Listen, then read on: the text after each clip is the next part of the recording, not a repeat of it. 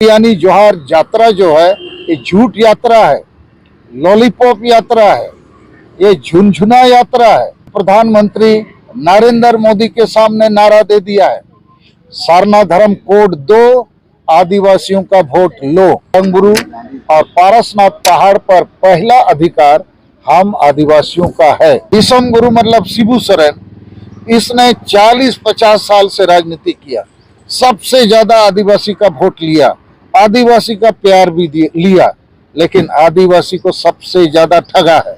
देखिए, पारसनाथ पहाड़ का जो विवाद अभी खड़ा हुआ है, पारसनाथ पहाड़ हम भारत के आदिवासियों का ईश्वर है, उसको हम लोग मारंगबुरु कहते हैं। तो कल 17 जनवरी को 5 प्रदेश के लगभग 50 जिले मुख्यालय में मारंगबुरु बचाओ धरना प्रदर्शन किया गया और भारत के महामहिम राष्ट्रपति को ज्ञापन पत्र भेजा गया।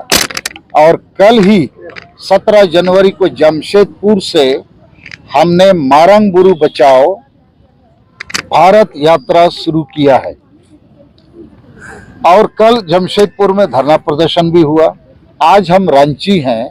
कल 19 जनवरी को रामगढ़ जिले में कार्यक्रम है, 20 जनवरी को हजारीबाग जिले में, 21 जनवरी को जामताड़ा जिले में, 22 जनवरी को दुमका में, 23 जनवरी को गोड्डा जिले में, उसके बाद 25 जनवरी को पुरुलिया, 26 जनवरी को बांकुड़ा और 31 जनवरी को चाईबासा में ये कार्यक्रम होगा।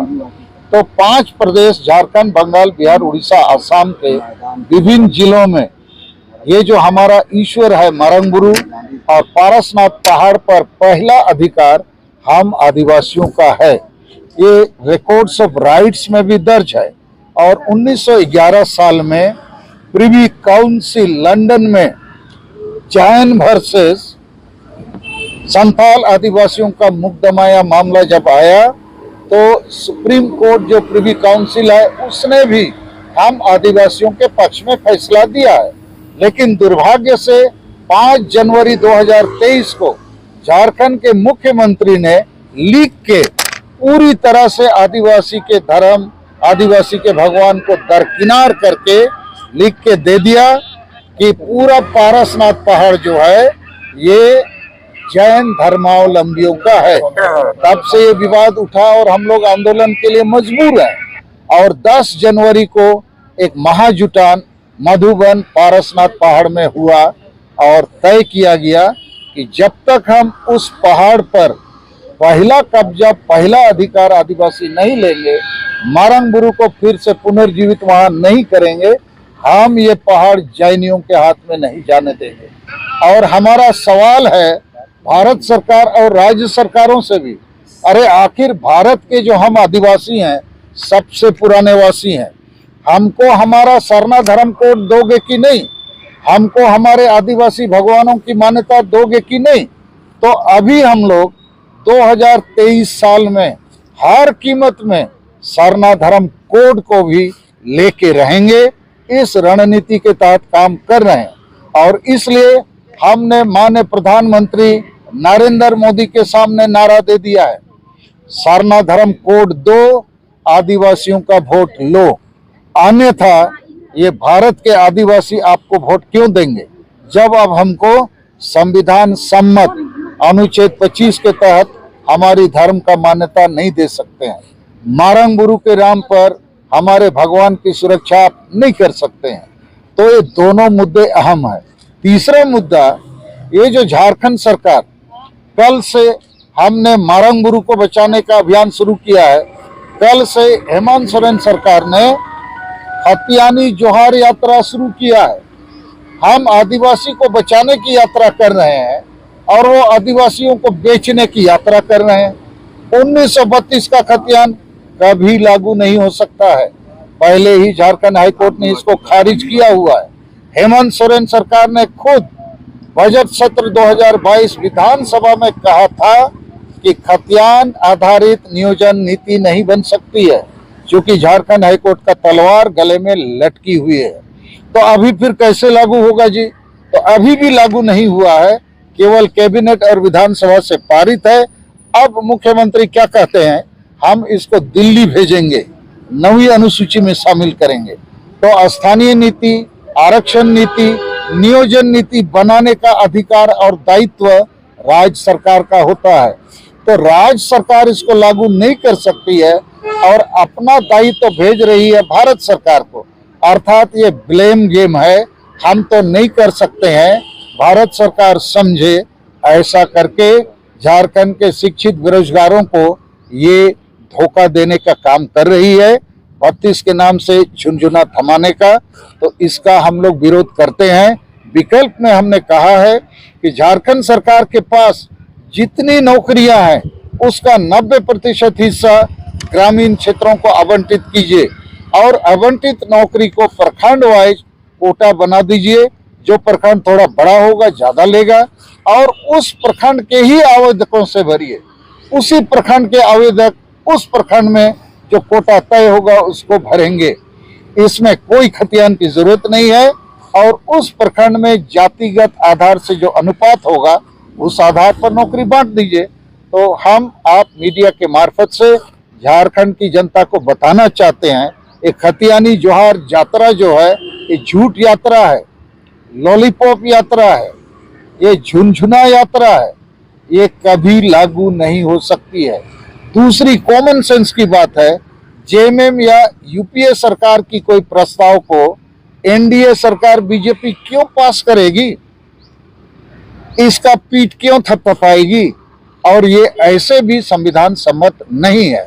तो ये झूठ यात्रा चल सकता है, क्योंकि हमको लगता है गुरुजी शिबू सोरेन, हेमंत सोरेन और जेएमएम के नेता, लगता है इनको कि झारखंड में सब बेवकूफ लोग रहते हैं और सबको बेवकूफ बना के बार बार वोट लेके सरकार बनाया जाए और यहाँ भ्रष्टाचार, लूट और झूठ का साम्राज्य को खड़ा किया जाए। अंतिम बात हमारी ये है कि दिसम गुरु और ईसाई गुरु ये दो खतरनाक तत्व हैं जो आदिवासी एकता और आंदोलन को तोड़ने का काम करते हैं। दिसम गुरु मतलब शिबू सोरेन, इसने 40-50 साल से राजनीति किया, सबसे ज्यादा आदिवासी का वोट लिया, आदिवासी का प्यार भी लिया, लेकिन आदिवासी को सबसे ज्यादा ठगा है। 1993 में 3.5 करोड़ रुपया लेके झारखंड को बेचा। अभी बेटा भगवान को भेज दिया पारसनाथ पहाड़ में परम गुरु के नाम से। बीच में डोमिसाइल के नाम से बिक्री करना, सीएनटी एसपीटी कानून को खुद तोड़ना, संताली भाषा को ये लोग राजभाषा बनाना ही नहीं चाहते हैं।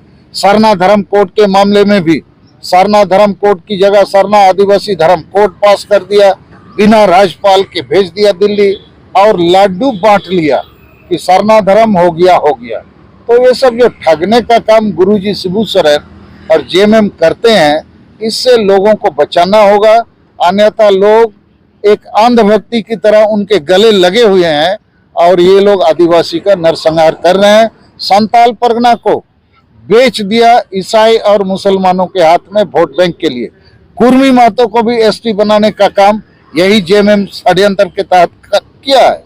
तो कुर्मी को एसटी बनाएगा तो हम असली आदिवासियों का क्या होगा। और ईसाई धर्म गुरु का भी वही धंधा है, सब आदिवासी को ही ईसाई बनाता है, बिहारी बंगाली उड़िया को तो बना नहीं सकता है। और ईसाई बना के आदिवासियों को ये लोग गुलाम बना के रखा है। आदिवासियों को असली जो जड़ है उनका भाषा संस्कृति उससे भी काट देता है। और ये लोग केवल आदिवासियत के लिए रैली मीटिंग करते हैं, 2 दिन पहले किया था, लेकिन ईसाइयत के लिए कर सकते हैं, आदिवासियत के लिए नहीं। जैसे कुर्मी मातो आदिवासी बनना चाह रहा है, उसके खिलाफ भी बोलना चाहिए।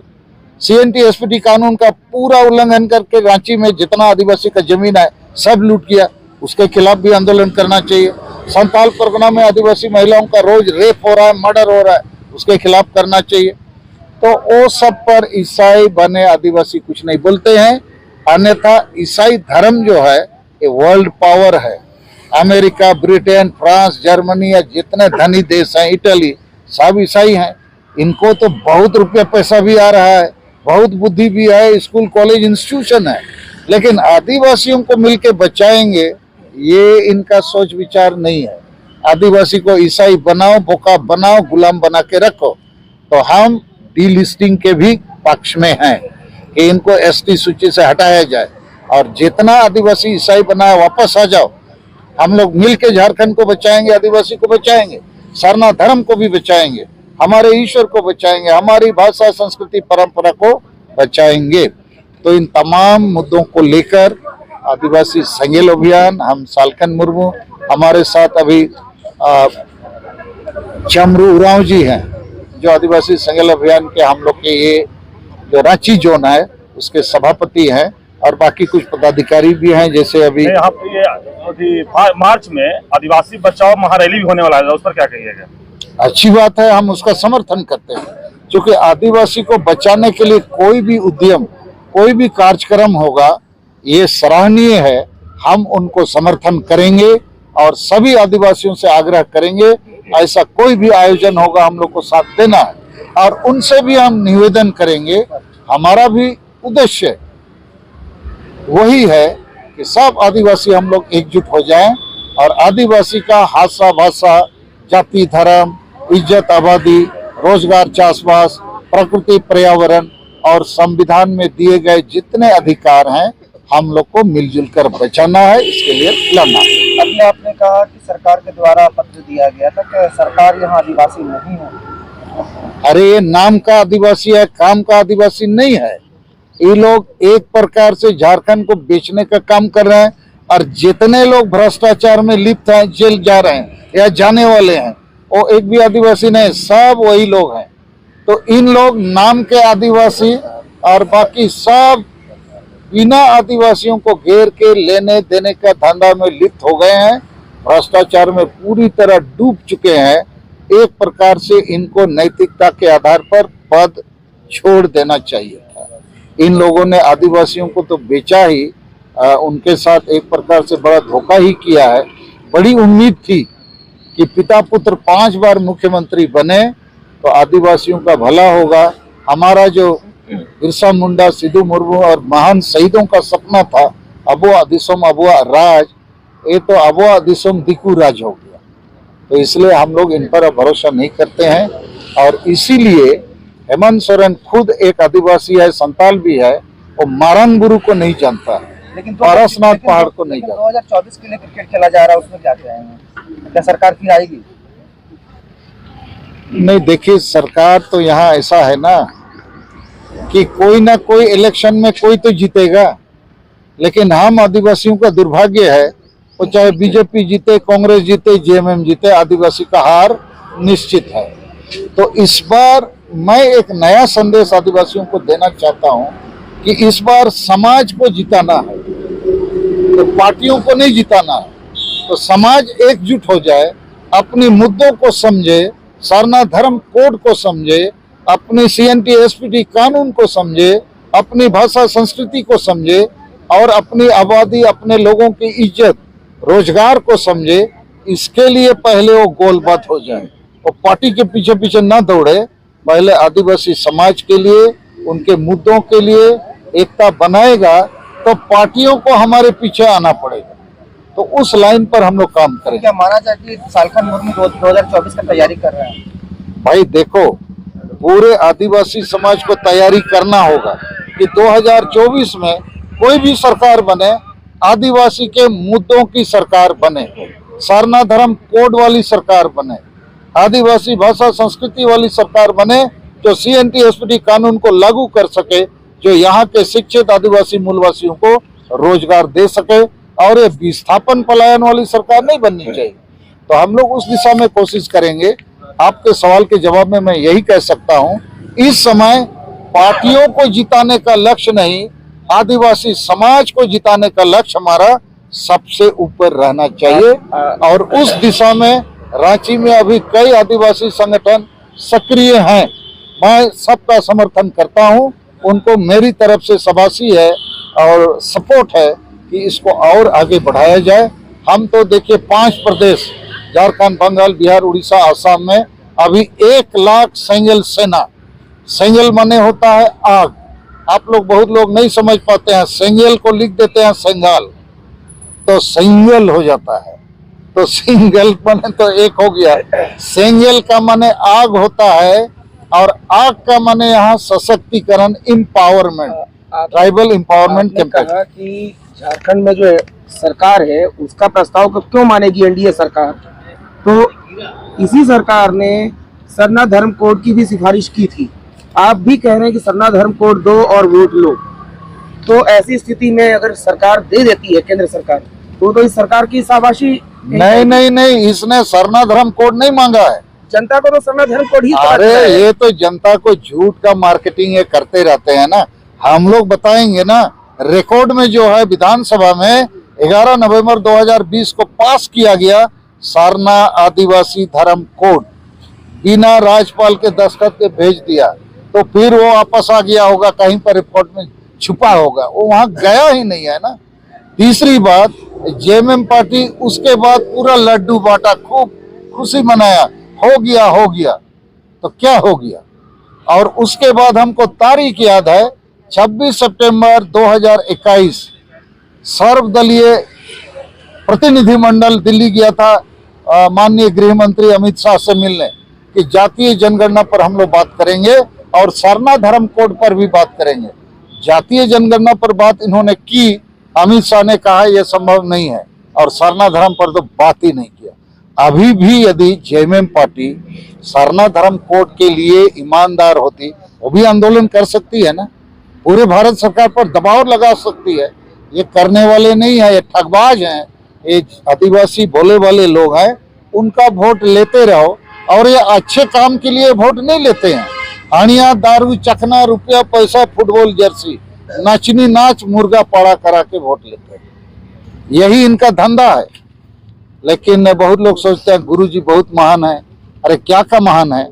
गुरुजी आज तक झारखंड अलग राज्य को बेचने के सिवाय और कौन सा काम किए नीतिगत जिससे आदिवासी समाज में कोई परिवर्तन आया? आदिवासी समाज आज भी नशेपन, अंधविश्वास, डायन प्रथा, ईर्ष्या द्वेष, वोट को हणिया दारू में बेचना और ना समझी के चलते वो गांव-गांव में वो एक प्रकार से वो टूट चुका है, वो अंधेरे के गर्त में, नशे में जा चुका है। और ये जेएमएम जैसी पार्टी, पिता पुत्र 5 बार मुख्यमंत्री बने, ये चाहते तो नशापन को दूर करने का अभियान चला सकते थे। बिहार में शराबबंदी का कार्यक्रम चल रहा है, कितना सफल असफल है वो अलग बात है, लेकिन मोरल ड्यूटी है झारखंड सरकार का, शराबबंदी यहाँ भी लागू करना चाहिए। लेकिन ये लोग शराब का दुकान बोल रहे हैं, घर घर में ऑनलाइन सप्लाई होगा। माने आदिवासी ऐसे ही मर रहा है शराब पी के, उसको मार ही डालो। तो ये जो गुरुजी दिसम गुरु शिबू सोरेन, हेमंत सोरेन और जेएमएम पार्टी, मुझे लगता है इनको आदिवासी समाज से केवल वोट चाहिए, समाज का उद्धार नहीं चाहिए। और इस प्रकार झारखंड ही ऐसा राज्य है जहां आदिवासी आबादी घट रही है, पूरे देश में आबादी बढ़ रही है, सभी राज्य में बढ़ रही है, यही एक अभागा राज्य है जहां आबादी घट रही है। और दूसरा एक रिकॉर्ड कल ही पेपर में पढ़ा, आदिवासियों के लिए 135 करोड़ रुपया था, खर्च किया कितना? 13 करोड़। तो ये बेकार की सरकार है, लूटपाट में मस्त है, चोर डकैत लोग मुख्यमंत्री के चारों ओर माने मिले हुए हैं, जुटे हुए हैं। हमको तो लगता है तो मौज कर रहे हैं। तो इसलिए ये जो खतियानी जोहर यात्रा है, इसका विरोध होना चाहिए। हम विरोध करते हैं। ये झूठ यात्रा है, भ्रष्टाचार का यात्रा है, लोगों को एक प्रकार से ब्लैकमेल करने का यात्रा है।